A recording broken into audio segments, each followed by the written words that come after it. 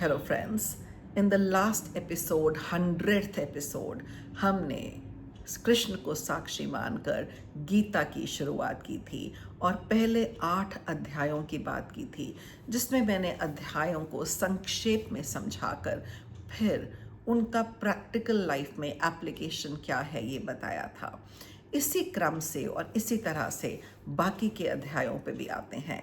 तो इस बार 8वें अध्याय से शुरू करते हैं। Akshar Brahma Yog. It deals with end of life.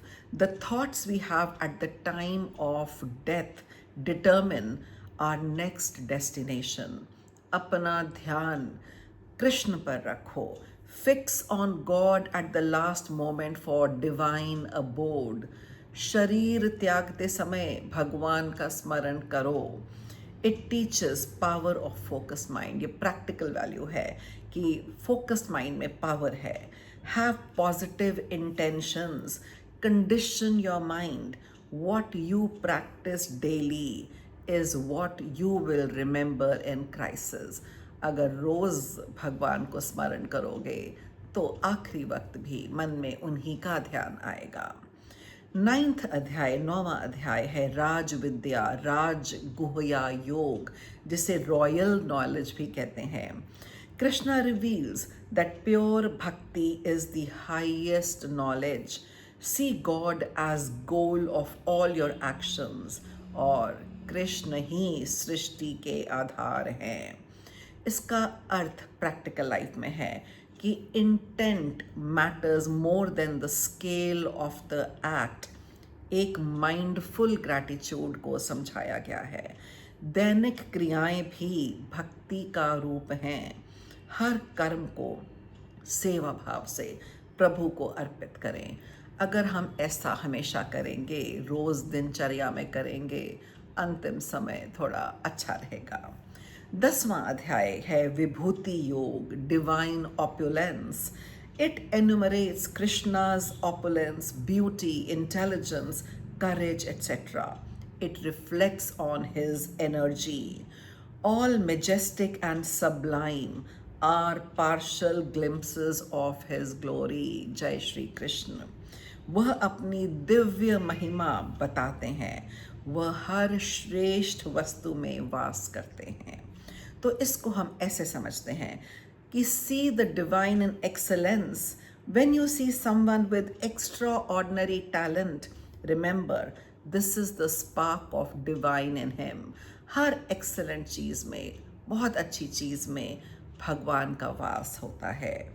और इससे हम क्या सीख लेते हैं? हमें अपने आसपास चमत्कार देखना चाहिए। सूर्य उदय, प्रकृति इत्यादि ईश्वर का धन्यवाद करना चाहिए और उन सबको चमत्कारी भाव से और उसमें प्रभु के निवास को देखना चाहिए।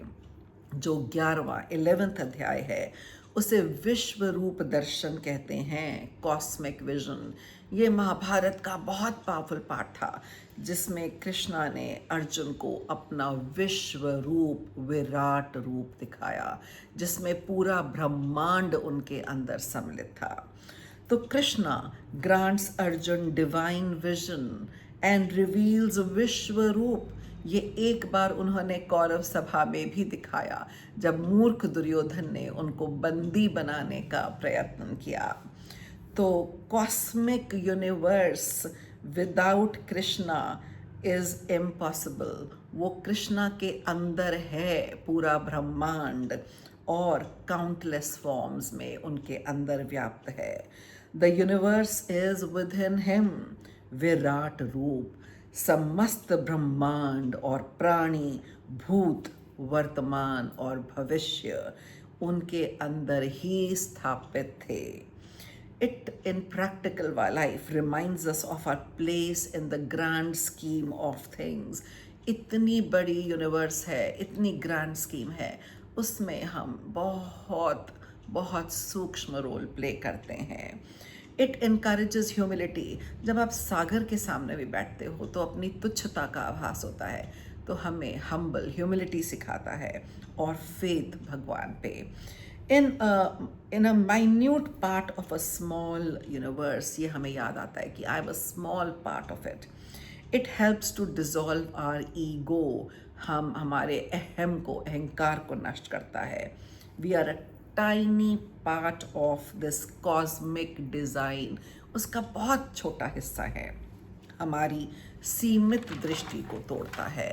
This cosmic view of Krishna, it reminds अस कि हम कितने तुच्छ हैं और इस ब्रह्मांड में कितने छोटे हैं. अहम और ईगो की तो कोई स्थान या जगह ही नहीं है.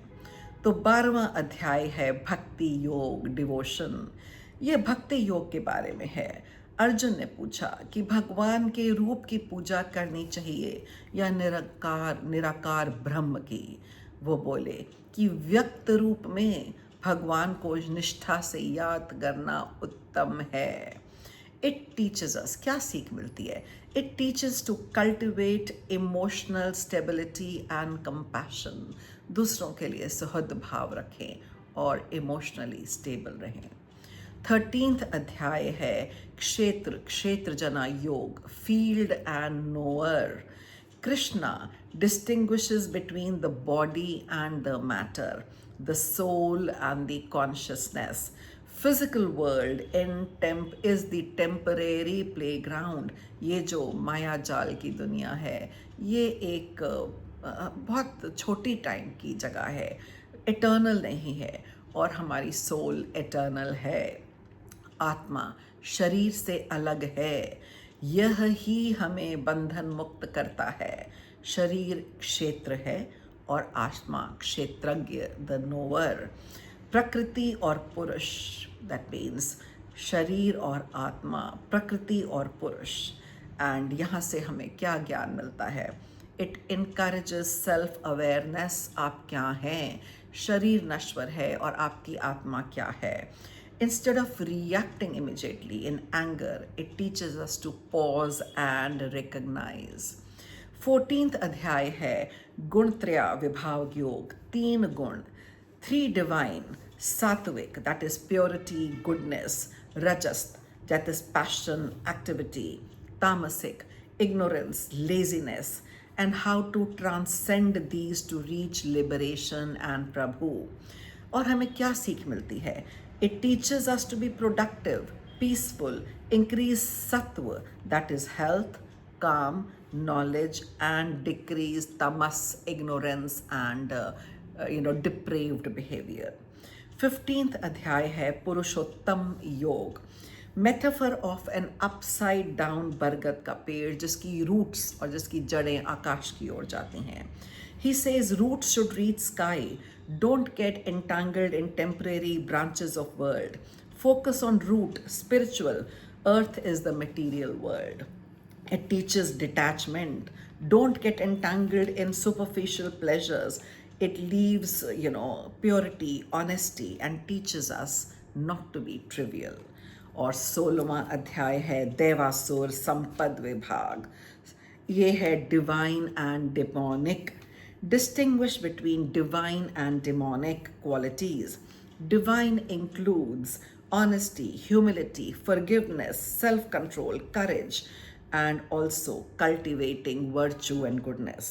Or demonic qualities are door to hell, नर्क का रास्ता है. He talks about power of character. क्या सीख मिलती है? हमारे अंदर एक काउंटर हमारे अंदर envy है.